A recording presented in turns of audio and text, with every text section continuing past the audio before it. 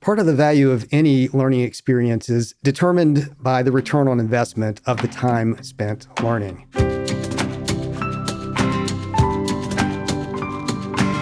I'm Celisa Steele. I'm Jeff Cobb, and this is the Leading Learning Podcast. Hey, Celisa, do you have a minute? I'd say that depends on what it's for. Yeah, and there's the rub. It seems like as consumers, as parents or partners, as colleagues, as professionals, really just as individuals alive in today's world, we're constantly being asked for some of our time. And as a learning business, we're often part of the crowd clamoring for people's time. We're competing for the very limited resources of people's time and attention. So in today's episode, number 434, we want to focus on the small matter of time when it comes to learning and when it comes to being in a learning business. So time is one of the most valuable resources we have as humans, and learning requires time, yet many people feel they don't have enough time. Indeed, and conversations that we've had with learning business leaders over a very long period of time, it's common to hear that their learners, whether they're professionals in industries like healthcare, finance, or education, or really in any sort of field of profession, they frequently struggle to find time for ongoing learning. And I think that complaint about there not being enough time has been a big driver for different formats and learning businesses trying to try things out, like micro-learning, like podcasts. And I actually was on a panel recently at CME Palooza about CME podcasts, and a big part of the attraction of the podcast format for healthcare practitioners is that they don't have to be at their desk, so that it sort of allows them to maximize their time. Yeah, and you mentioned microlearning. I mean, this is a huge driver of all of the buzz around microlearning. I know, just because people feel like if you can get the learning into those short chunks, that maybe, just maybe, you can convince people to give up a little bit of their time for learning. But that brings us to a brutal truth when it comes to time and learning. Yes, that it's limited, and learning does require time. So we've got kind of a double whammy there. We have to have it if we're going to help our learners learn. They have to spend some time, and they feel like they don't have enough time. So all of this leads to really kind of a double-barreled question, which is, how do learning businesses secure a share of people's limited time? And then how can they help learners make the most of the time that they do invest with them? Indeed. So let's start with that sort of reigning truth that time is necessary for learning. I mean, we have to face that. That is a fact. Right. Learning is not a quick fix activity, or maybe for some very micro skills, it could be a quick activity. But in general, anything that you're trying to do that's going to result in deep learning requires sustained time and effort. Yeah, we're not quite at the Matrix yet. I mean, whenever I see that movie, and I think Neo has to learn to fly a helicopter at some point, and they just plug him in and he gets everything he needs, skills, knowledge, experience to be able to fly whatever the machine is that he's supposed to be flying. I can't remember exactly what it is, but I look at that and I'm like, wow, if somebody could plug that guitar knowledge in for me or something like that, I'd take it in a minute. But we're not quite there. We're not quite there yet. And so we know that there are things like spaced repetition and deliberate practice. Those are evidence-based strategies that we know are very effective for learning. And they're also strategies that acknowledge the important role of time in learning. I mean, with spaced repetition, it's this idea of revisiting key concepts or information or skills periodically. With deliberate practice, it's also about making sure that when you do carve out time for practice, that you're practicing in an intentional and focused way. Yeah, I mean, the great thing about spaced repetition and deliberate practice is they start to tell us some things about how we can use time effectively, how we can make more effective use of our times. Because, time is essential, but many learners, as we know, are just sort of conditioned to seek out quick wins or cramming sessions. This starts in elementary school and high school, certainly goes into college, where you just cram everything you can into a study period. And that can work in the short term if you just need to pass an exam. But if you need to actually retain something, memorize it, be able to use it over time, that doesn't work. So knowing that spacing things out, knowing that being deliberate starts to point towards how we might manage our time more effectively when it comes to learning. Right. And I think all of this speaks to our view that learning businesses have a role to play in helping learners shift away from a mindset of quick results to a more sustainable, time-conscious approach to learning, and that learning businesses can really help emphasize the value of creating a culture where the time spent on learning is seen as really important and seen as an investment, not just as an expense, right? Right. And as a high return investment, because you're gonna tell them, you're gonna help them understand how to get the most out of that time investment so they really are learning. So, there's that reality that we're not going to help people learn if some time isn't going to be used for learning. But then that does raise this question. People need their time for a lot of things. We are competing for learners' time as learning businesses. So how do we think about that? Well, I think one important thing to realize is that, yes, we're competing for people's time, and we're not just competing for their learning time. Right. I think very few people compartmentalize their time that carefully. Typically what we're competing with is also the time they have for work, the time they have for family, the time they have for exercise, the time they have for relaxation or entertainment. And so we're not just kind of competing against other learning providers, we're competing against life. Yeah. I mean, I wish I had the discipline to compartmentalize my time in some way like that, where I could say, here's the amount of time I have allotted this day at this period of time, and this is when I will plug in this learning business's learning to help me. But as you said, that's just not what's happening out there. And of course, before we can hope to get a share of people's time, in most instances, because they haven't necessarily said this is the time when this is going to happen, we have to get their attention.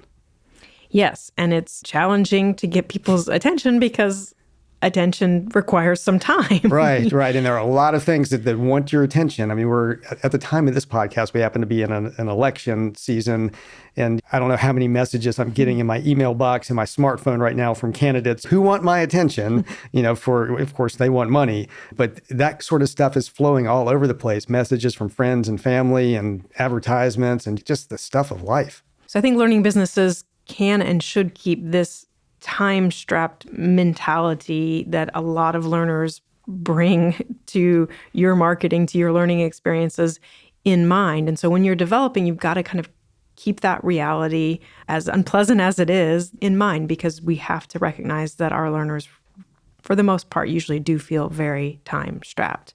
And I think there's an opportunity, to build goodwill there. If you are creating those bite-sized learning experiences, micro-learning, which generally speaking is a good thing to be looking at. We're in favor of a well-done micro-learning.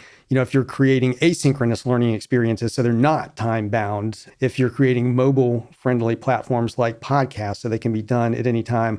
Well, first of all, you're creating situations where learners do have some autonomy around when they're going to engage with you and how they're going to engage with you. Just a great practice from a learning business standpoint. But by doing those things, you're also automatically creating a certain amount of implicit goodwill that you understand these challenges that your learners have.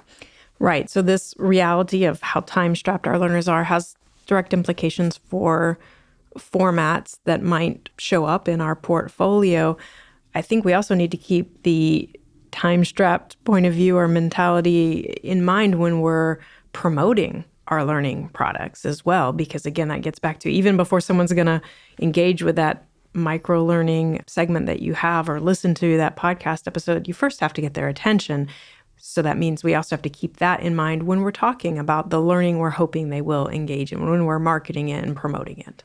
Yeah, and I see it's at least two sides to that, and there are probably more. But one is, we for a long time have advocated just good copywriting, knowing how to write, to create in a way that is going to get people's attention. It's we've talked about the AIDA model before in the past, and sort of applying it to learning is that attention, interest, desire, and action. And maybe you've got a marketing team you can count on to help you do that. If you do, then certainly, work with them to do that. If not, then, within your learning business staff, as you're writing those course descriptions, as you're writing the email messages you're sending out, you've got to be able to write in a way that gets people's attention, or create videos in a way, or whatever, however you're messaging. And then in the messaging itself, I think making it clear that you get it, that you understand that the time is valuable, and clearly conveying how in whatever amount of time you're asking for, you are going to deliver tremendous value. You're going to help get that big return on investment as effectively and as efficiently as possible out of the amount of time that you're able to get from that prospective learner. At Tagoras, we partner with professional and trade associations, continuing education units, training firms, and other learning businesses to help them understand market realities and potential, to connect better with existing customers and find new ones, and to make smart investment decisions around product development and portfolio management.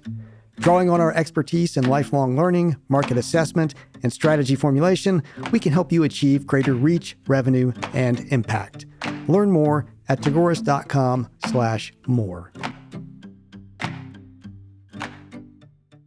Implicit in what you're saying there, Jeff, is that there's both a quality aspect of time and a quantity aspect, right? So we've been talking about how people feel time strapped. I mean, that's the quantity side, right? And we can't wave a magic wand and suddenly give people extra hours in the day, and just making a sheer quantity argument of like, hey, you should spend more. Buckle up. Yeah, buck up. Yeah, just spend more of your time learning out of your limited 24 hours a day. That's not going to get us very far. So I think that we do need to shift the focus away from a discussion or kind of, edicts to just find time to more about that quality of the time spent. So it's not just logging hours, but it's engaging meaningfully with the material. And the fact is, high quality learning experiences can actually reduce the time required for learning efficiently, learning effectively by promoting deeper understanding and retention in less time. And that's part of our role as learning businesses. We can enhance the quality of learning through interactive content, through real-world application, or through community engagement, and using those tools that ensure when the learner does have an interaction, that interaction has been very well designed to get learning results. That's right. This is where we can rely on learning science. We can look at evidence-backed strategies and make use of those when we're designing and delivering our learning programs. For example, building in practice and also allowing some autonomy in, say, a project that might be part of a learning experience. Doing those things can help make that time spent contribute, yes, to deeper learning, but also potentially to helping that learner actually get something done that they have to do for work anyway. And so you can kind of then have that 1 hour of time, if that might be the example. It's kind of doing double duty. Yes, they're learning and they're also making progress on some task that they need to do for work. This is something we tried to do in presenting for impact. Yeah, definitely. I mean, build that into your learning experiences. And, and to remember too, that if you're designing learning experiences well in the first place, and you're taking advantage of the evidence-based, science-based approaches to it, I mean, you're helping to provide the framework that are going to give learners confidence, that are going to help them really feel and see the progress they're making. I mean, I know in my own experience, for example, in trying to get better at the guitar, if you're somebody who's played a musical instrument, and this applies to all sorts of hobbies and avocations, you probably do a lot of sort of floundering and noodling around over time. And we do this in our professional lives too, where we don't really have the structure, we don't really have the pathway, we don't kind of know what to focus on and how to focus on it in a way that's going to really give results. And I've found at the points in time where I've been able to figure out, if I engage in these types of activities in this way, spaced out over time, I'm going to see tremendous results. And once you do that as a learner and you understand that that works, that that's possible, and you find a source who can provide that for you on a consistent basis, which is what a successful learning business should do, you're going to go back to that source because of the effectiveness, the efficiency, the return that you're able to get off of the time that you're spending in working with the learning opportunities that they're providing. Right. I think what you're talking about there is that if you can find a learning experience that helps you be intentional and that delivers that impact, you're seeing those results pretty quickly. That's, yes, a resource you're going to want to go back to again. Just to explain a little bit more, when I said that we do this in Presenting for Impact, we have a training, a course that we offer for instructors. And I think you can use the course just kind of independently to try to up your game as a presenter. But we also encourage folks going through it to actually work on a presentation as they go through it. So again, you have that sort of maybe 1 hour of investment in the course. But if you're actually coming out then with a solid draft of a presentation you had to come up with anyway, then that hour spent sort of does double duty. Yeah, and part of that is educating the learner on why that a little bit, because in that case, we're saying, well, you could sit there for an hour and just watch, or you can invest a little bit more time actually doing this stuff as you go through it. And guess what? A, you're going to finish something that you need to finish. And B, you're going to retain it and actually be able to use it for so much longer. And making sure the learners understand that, that when you're making those asks, that there is a very concrete and high value reason for it. And we often don't do enough to help our learners understand learning and be good learners. I'm thinking there's probably a parallel in all of this with fitness. For the most part, people understand that to get in better shape, they're going to have to spend some time actually working out or exercising. Now, there may still be some snake oil salespeople out there who are trying to say, here, just do this in your sleep or whatever. But for the most part, I think people who want to improve their physical fitness get that they have to spend some time doing that. Yeah. But then, often in those cases, it's useful to have a coach. It's useful to have somebody to structure that for you to help you spend that time in the right way. Because, I go to a gym occasionally. I don't know how many people I see, and they're bouncing from machine to machine, and maybe they're getting some results. Maybe they're not. They're probably not going to be in the gym 6 months later because they haven't really gotten where they want to go. But we can, as learning businesses, we can help provide the structure and the understanding for our learners to get the most out of the experiences. Right. We can be like the coaches or the personal trainers. We can be like the workout regimen that helps the learners get to that next stage. Right. I think that part of what learning businesses can do in thinking through time is helping to think through, what does time well spent look like in the context of learning, and how can we as learning businesses frame our offerings so that learners do feel like the time they spend is valuable and productive. And so we've been talking a little bit about some of the practical ways, but maybe we can talk a little bit more about some ways that we've seen learning businesses do this. Yeah, we've been hinting at some of these things. So, for example, learning paths and curated content. These are ways to help get learners to the right content and then to the right next content efficiently and clearly. This kind of goes back to the kind of guitar type example I was talking about. Like, I've always struggled to find the right learning pathway in learning guitar. And when I do happen to latch onto one, those are when I make the big leaps forward. So, we want to make sure that learners can clearly see that the time that's spent on learning isn't going to be spent on just trying to identify the appropriate opportunities. We've already got the appropriate opportunities there for them, and then we're helping them to really take advantage of those opportunities. That's right. So if you have a really good, well-curated portfolio, and if that portfolio makes really clear different learning pathways, if you're new to the profession, here's what you should be taking, or if you're trying to make the leap to management, here's what you should be taking. Anything we can do to make the right content very clear for that learner helps, because then that means they're not spending the time trying to identify the content. Instead, they get to spend time learning that content, engaging with that material, and trying to apply it. Yeah, and subscriptions or any sort of bundling can be another example of this. It's just, it's helping to reduce that time and energy that can be spent on just deciding what to learn or what to enroll in, and instead channeling that time into actively engaging with the right content that's been presented there for you to engage with. And then we touched on it earlier, but I think building in opportunities for application, building in practice opportunities. We have an executive briefing about the role of practice in learning.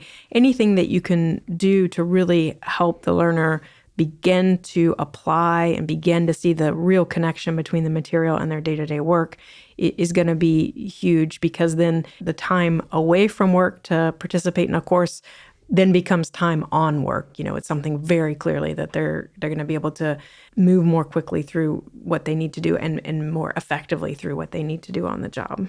Yeah. Many learning businesses, an increasing number, do put the time in to create personas of the people who they are trying to serve. I think something that I don't often see really focused on with personas is, how is that person perceiving and managing time? What are their time challenges? And then from the standpoint of the learning business, how do we create in a way that connects and helps alleviate this person's time challenges in the items that we're creating for our portfolio and the learning experiences we're creating, whether it's microlearning or pathways or some of these things we're talking about. And then also, how do we message to that person in a way that tells them, we get this, we've got your back, we are in fact going to help you take that very limited amount of time that we know is so challenging for you to manage and just really get a huge amount out of it when you use some of that time to engage with the learning experiences we provide.